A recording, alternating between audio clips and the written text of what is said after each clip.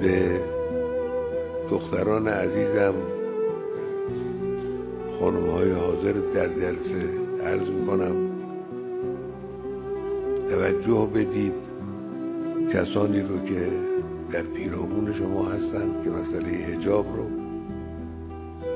یک مسئله دینی و اسلامی و زهرایی و زینبی بدونن.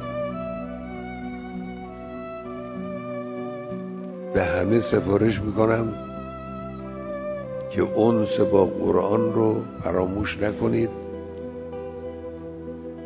بارها گفتم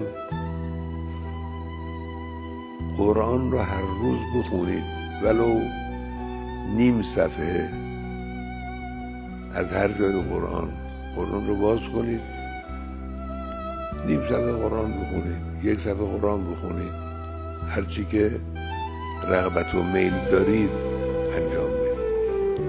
ارتباطتون با معنویات رو حفظ کنید. جوان ما در این روزگار پر مسئله اون وقتی میتوانه به معنای واقعی کلمه مرگ بر آمریکا بگه که از لحاظ درونی، از لحاظ دینی،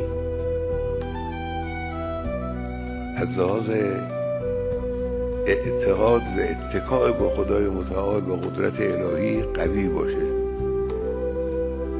اون جوانی میتوانه در مقابل سطوت و قدرت و تشر فرعونهای زمان بایسته که دلش با خدا باشه، با خدا مرتبط باشه. این رو حفظ کنید. این مجموعه جوانی که اینجا هست، چند هزار نفر جوان،